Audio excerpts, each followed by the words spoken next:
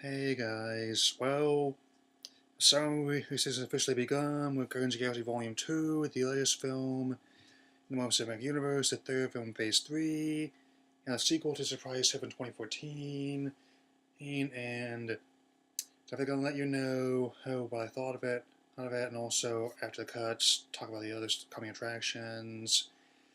As per usual, I will not give or accept any spoilers since, given how there are 5 credit scenes a record even for this franchise. So it'd be too much that even I can comprehend right now. So if you want to find out, by all means go see the movie. But I will give you plenty of details anyway. And so let's get started. And I mean, 6 months have passed since the events of the first film, and Guardians of the Galaxy are still a band of doing rogues. Many of the cast the first one present roles such as Peter Quill's on the Starlight, played by Chris Pratt. Drax Destroyer, played by Dave Bautista of WWE. Gamora, played by Zoe Saldana. Rocket Raccoon, voiced by Bradley Cooper. And the sapling of Groot, who's voiced by Vin Diesel. And right away, a lot of people thought, like the first one, they thought he was going to ruin the film. They were wrong. Once again, he and Rocket put away films at homes on some of their courses, and for a sapling, he's actually a very brave fighter. The adverts alone hint at this, and definitely will. There's not many characters I can think of that would actually, they're an infant that would actually carry a nuke for a climax, with a big smile on their face, and that's certainly not a spoiler since that was the second trailer they released, and also relates to Peter finding out about his father. I totally called this when I saw the first one, and Ego, Living Planet, a major character comics by Kurt Russell, and he does also find out about where he came from and what being a living planet entails. Again, I'm not going to spoil what comes of that, but I definitely can say you should definitely go see this because it really is that good. It'll definitely be a lot better than listening to some guy who doesn't know what he's talking about try and launch a really ill-conceived website. Making an assumption on that one, and also James Gunn, as per usual, has a real knack for crafting characters that make super of service, but definitely have a lot of sympathetic qualities, and the visuals on this one are fantastic. Expand what was done for the first one. Definitely reimagines the feeling of a young man and watches Star Wars for the first time and want to make his own movie in that vein. That's definitely what I like about these ones. They actually managed to get the same intellectual as young men with a comic book in their hands, seeing themselves make a cool movie someday, and it makes a stunning one since. He's definitely Gunn has been no stranger to innovative visual styles ever since the little scene but much loved horror comedy Slither. Now he's spending $200 million to expand what the first film did since and in particular, the final battle, which takes place deep within Ego, is spectacular, and even when setting up the other films, it never skims on it since basically the power is hers. If you can think of it, you can create a concept of it, and I'm not gonna go. I'm trying not to go into too much detail, but I'll give you one. This film creates a better Pac-Man effect in 3 dimensions than that horrible Pixels one did. And in addition to other supporting roles such as Sylvester Stallone, as well as Michael Rooker as Yondu, I definitely you'd be surprised who you can find. Apparently, one of the writers played Rob Zombie. I'm not making it up at all. A guy who's synonymous with shock rock and shock horror films has been an ideal, family-friendly, blockbuster. And this would totally fit in with those many science fiction films released in the 70s and 80s after Star Wars became big. Again, in many ways, also, it's definitely a lot darker and more personal than the first film is, and advance the characters further, and given how the very core of the film exemplifies that, and Mantis's character also gets all that, given how she's an empath, and also maybe a lot of playing McKellen Gillian, who apparently was supposed to survive the first film, but not totally a stretch given how this sort of tale works, and some of the jokes are a bit more blue, who, given how there's a planet which may not be totally advertiser friendly to bring up, as well as some of the jokes about how people embrace Ace, and but let me tell you, it can something be as simple as like going to Dairy Queen with your best girl, and then seeing it blossom for both 1980 and 2017, since.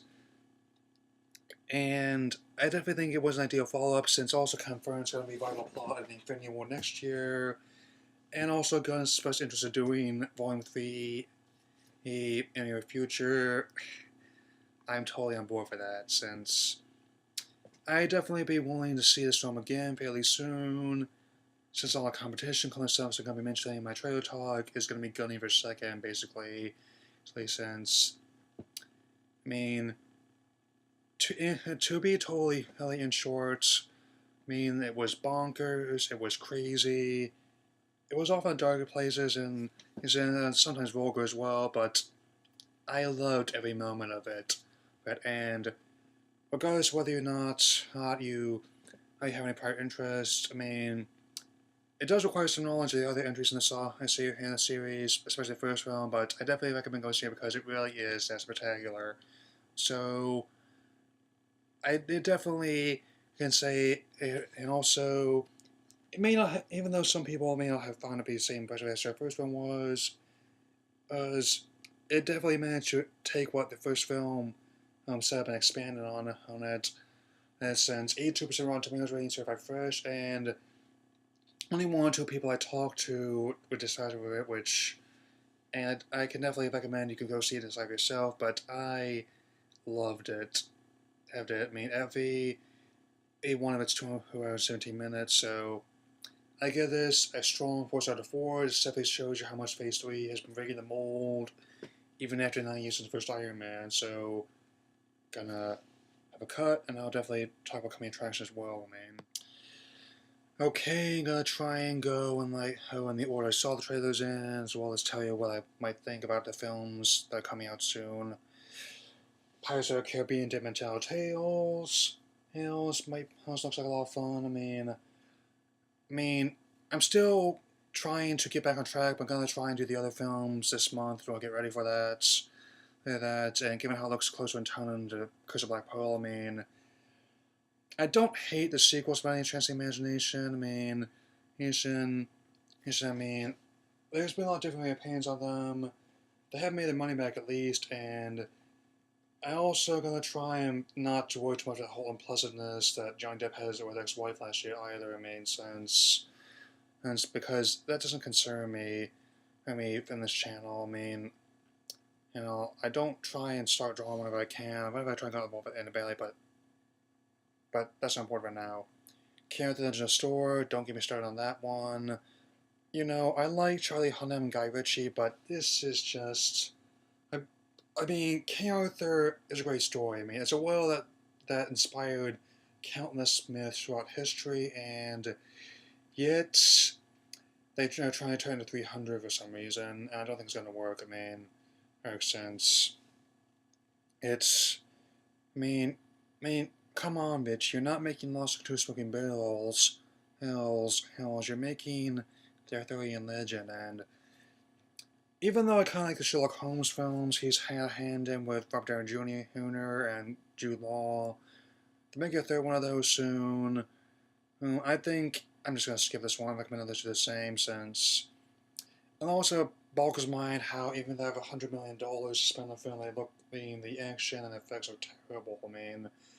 I've seen DTV films that had better looking effects than this one, which definitely goes to say something. And on that note, Wonder Woman definitely looks very nice and definitely in the right time for the character, given how the shape of the world is in, and also how even with all the bad press, the previous extended universe have gotten, they have made their money back, and I'm definitely probably going to be going when it comes out in June, and I think it's definitely time we have Diana get her own film and I'm definitely glad it's also going to be directed by a woman as well. Oh, and I definitely enjoyed seeing her last year set up in Batman vs Superman, and even with all the heat that film got. I mean, I'll definitely address that when I get to the next preview, maybe later in this video. So, and above all, I can't imagine the film being worse than that horrible Catwoman movie. I may look at that one just for laughs. I mean, when it gets closer to coming out. It's not a guarantee though, given how crazy it's been lately. And Star Wars: The Last Jedi, obviously, it looks incredible. I definitely really excited for that one. Definitely going to be seeing that when it comes out. I already made a vlog about that, so I address that. I don't need to address any more further here. Justice League definitely has a potential, and even with the controversy behind Zack Snyder's storytelling capabilities, I can't deny he's got spectacle like no one ever seen before. He's basically like a somewhat classier Michael Bay, and has some background in music videos, boy to be a filmmaker, in respects, and I'm definitely looking forward to seeing all the people in there, like Batman, The Flash, Wonder Woman, like I just mentioned, Aquaman, and definitely gonna eradicate whatever heat he got in Super Friends out of this one. Cyborg, whether he's a stoic one or a goofball. I think both the Teen Titans shows definitely have some fandom of him built in, and as for Superman, I'm kind of glad they're saving him and setting him up, even if a pop figurine kind of spoiled him like before. Like they did with Giant Man Civil War last year, and last but definitely not least, Thor Ragnarok this November. I'm definitely planning on seeing both films, given how be something to be thankful for last year, and I also been looking for a way to address that film for a while, and here's my excuse. And definitely looks like it's going to be probably the biggest one of all three of them, since the first two films definitely enjoyable. Airball despite not being most familiar with the Thor character, I find the idea of North Astrology fascinating, and looks totally bananas as Taika Waititi's rising to the occasion, and I think when I saw the Hulk in the trailer, my reaction was the same as Thor's. Yes! We know each other's from work, and seeing all these new ones, the Cable and Jeff Goldblum in there, if you forgive me for being out of breath, I could definitely plan on going when it comes out as well, so, and that'll be all for now. I have other videos planned since I didn't do as well in the midterms that I hoped.